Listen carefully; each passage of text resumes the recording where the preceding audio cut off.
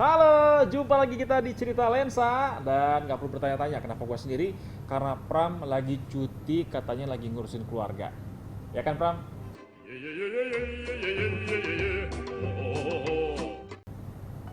Dan minggu ini banyak peristiwa yang bikin deg-degan, bahkan ngeri cuy. Mulai dari pembunuhan satu keluarga dengan sadis di Sigi, Sulawesi Tengah. Gak hanya dibunuh, ini juga ada 7 rumah yang dibakar. Dan setelah diselidiki, kata Karopenmas Mabes Polri, diduga pelakunya adalah kelompok Mujahidin Indonesia Timur atau MIT, pimpinan Ali Kalora. Ini orang yang udah lama banget dikejar polisi, sampai dibuat satgas khusus namanya Satgas Tinombala. Tapi nggak ketangkap juga. Nah, katanya sih situasi Medan yang berupa hutan belantara nih, ini membuat polisi agak kesulitan kejar-kejaran sama si pelaku. Ya, semoga cepat ditangkap ya. Kasian juga kan warga di sana diteror mulu. Dan buat kita masyarakat, nah hati-hati, jangan sampai termakan isu atau hoax yang bisa memisahkan persatuan kita semua.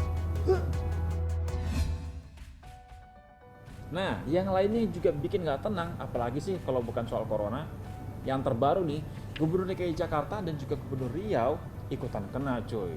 Kalau Gubernur Anies ini dinyatakan positif setelah ikut tes swab karena wakilnya yaitu Riza Patria udah duluan positif. Senin tanggal 30 November, saya kembali menjalani swab PCR.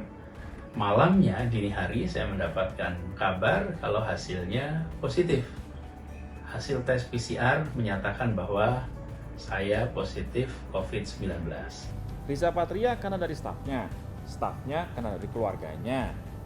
Ya, tapi belum jelas juga nih, Pak Anies ini kena dari Riza atau dari orang lainnya. Nah, sementara kalau Gubernur Riau ini positif setelah ikut rapat dengan pendapat dengan DPRD. Nggak jelas juga tertularnya dari siapa. Dan nggak cuma mereka berdua, ada lagi Menteri Tenaga Kerja yaitu Ida Fauziah yang juga kena. Hati-hati ya guys, ini masih ganas banget nih COVID. Apalagi Kamis kemarin, Corona cetak rekor dengan penambahan lebih dari 8.000. Dan yang paling jadi perhatian itu Papua. Biasanya kan penambahan sehari itu paling 30 pasien gitu ya.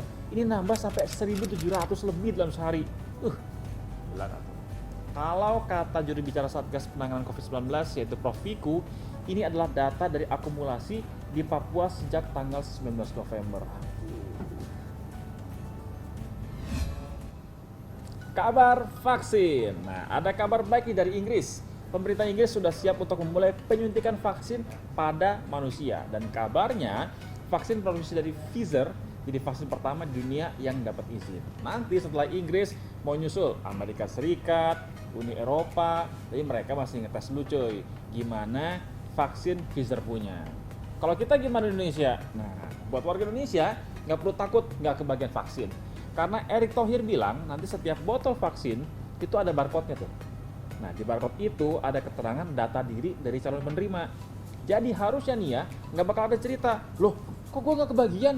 Kan gue masuk kategori. Nggak ada kayak gitu. Atau yang bilang, gue kan kenal orang dalam nih, gue bisa dong vaksin duluan. Nggak bisa gitu juga cuy.